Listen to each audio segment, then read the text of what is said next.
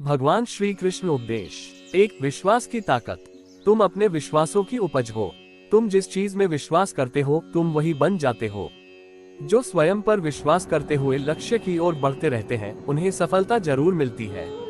अगर व्यक्ति अपने लक्ष्य के लिए कर्म में पूरे मन से लग जाता है और उसे कर्म करने से खुशी मिलती है तो सफलता उससे दूर नहीं। 2, मृत्यु से भय व्यर्थ है। हर व्यक्ति के मन में मृत्यु का भय होता है। इस संसार का जब से निर्माण हुआ है तब से जन्म मृत्यु का चक्र चलता आ रहा है। यह प्रकृति का नियम है।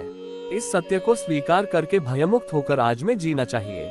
किसी को भी आने वाले पल के बारे में कुछ नहीं पता होता, लेकिन इस संशय में भयभीत रहने से जीवन नहीं जिया जा सकता।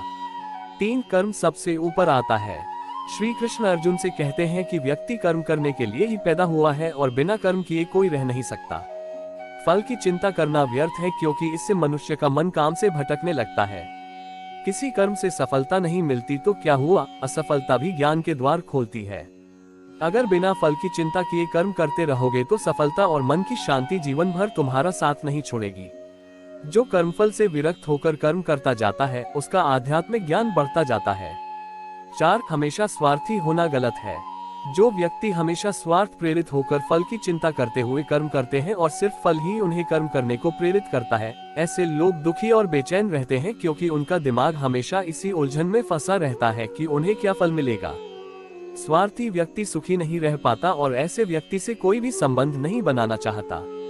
इसलिए स्वार्थ से ऊपर उठें और दूसरों का हित भी सोचें। 5, क्रोध से सबका नुकसान होता है। क्रोध या गुस्सा करना व्यक्ति के दिमाग में उथल पुथल पैदा कर देता है। आवेश में विवेकहीन होकर कई बार व्यक्ति अपना ही नुकसान कर बैठता है या फिर अपनी ही मानसिक शांति को भंग करके खुद को कष्ट देता है। क्रोध की अग्नि में बुद्धि और तर्क नष्ट हो जाते हैं और व्यक्ति बिना विचार किए बस अपने अहम ईगो की तुष्टि करने वाले काम करता है। गुस्सा व्यक्ति की विचार शक्ति को पनगु बना देता है और भ्रम पैदा करता है। 6, मन पर कंट्रोल जरूरी क्यों है। मन का स्वभाव है कि ये आसानी से भटक जाता है।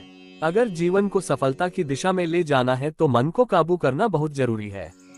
श्री कृष्ण कहते हैं कि बार बार प्रयास करने से धीरे धीरे चंचल मन को वश में किया जा सकता है। मन को वश में करने से दिमाग की शक्ति केंद्रित होती है जिससे कार्यों में सफलता मिलने लगती है। अगर मन को वश में नहीं करोगे तो ये आपका सबसे बड़ा शत्रु बन जाता है। 7, भगवानों में कोई छोटा बड़ा नहीं। इस संसार में ईश्वर कई रूपों में जाना जाता है। इनमें से कोई भी रूप बड़ा छोटा नहीं है। परमात्मा का हर रूप समान है।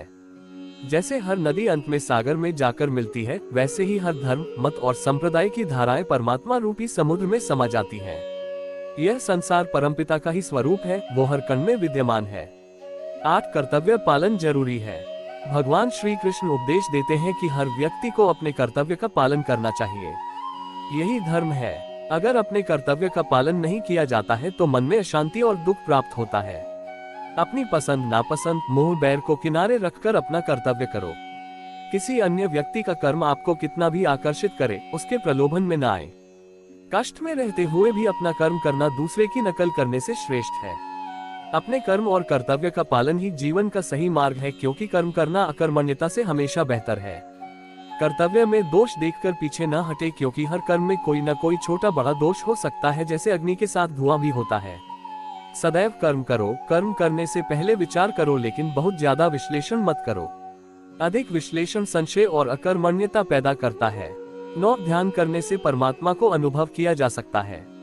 श्री कृष्ण कहते हैं कि शारीरिक कर्म से ज्ञान का मार्ग उच्च है और ज्ञान मार्ग से भी ऊपर ध्यान मार्ग है। ध्यान मार्ग पर बढ़ने से ईश्वर को अनुभव किया जा सकता है। जो व्यक्ति मन और इंद्रियों को शांत करके पूर्ण विश्वास से अपना ध्यान भगवान में लगाता है, उसे ईश्वर का ज्ञान और अस्तित्व अवश्य अनुभव होता है।